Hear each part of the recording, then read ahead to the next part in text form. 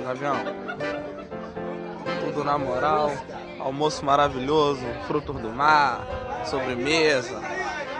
Tudo que nós pedimos a Deus está aqui, cara. Qual è l'aspetto di Morrinho, del progetto Morrinho, che l'ha affascinata e l'ha quindi portata a volere il progetto dentro la Biennale? Qual è l'aspetto che l'ha più affascinata, che l'ha più colpita? Okay, You understood? Okay. okay. I guess there were several issues for me. Number one, when I started thinking about Biennale, I started thinking about the Giardini. I started thinking about these very official buildings that exist, the ways in which nations are frozen in their image, or their self-image, according to architecture, according to period. And I thought also that actually this kind of idea of nationality was an anachronism, because the truth is many people live betwixt and between the fixed parts of established cultures and established nations and so on.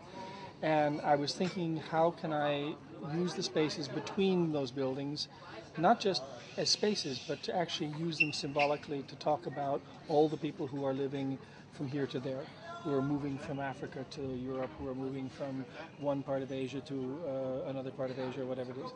And in the context of that, I was talking to Paulo Herkenhoff, who's an old friend of mine, and I was planning my trip to Brazil, and Paulo said, listen, you really have to come and see Morrinho. And I said, absolutely. So when I was in Rio, we spent an afternoon, I think it was, or late morning, going to see Morrinho. And I knew exactly that it was the right thing to do, but I wanted also to do it in the right way and not just plug it in. I wanted to have the whole process be part of the work, because obviously it was a part of how the Morrinho operates. It's not just an object, it's a system, and it's a relation among the boys and all of this kind of stuff. So I wanted to make sure that in placing it in the garden, it was in the middle, also that it spreads out. I wanted to put it in a way where the process of building it was part of what happens also.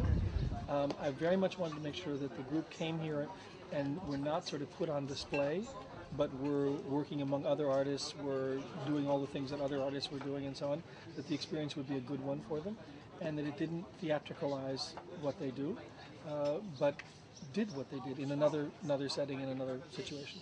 Yeah, and what relation do you find in the video and the installation itself? I mean, you know about Morrinho TV and so the installation of the maquette.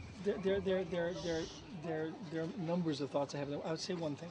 I mean, I haven't lived the life that these boys have lived, but I grew up in a fairly tough part of Chicago. I also was a boy like many boys. I've played soldiers, I've played games where you animate a space and you imagine, adventures and things happening and so on.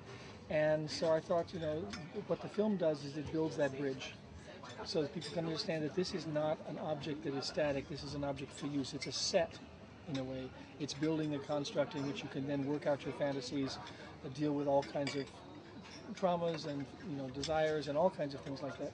Alô, bateria! Vamos que vamos! Canta a família do Morrinho, foi no Morrinho, isso não pode. Deus sabe tudo, mas não é X9. So that the videos allow people to imagine that, allow them to build that bridge. Yeah. Diretoria mandando, o baile todo dançando, foi na Pereira geral, vem se divertir. Trocando a garrafa de vinho dos outros lá? Mano, fartura, fartura.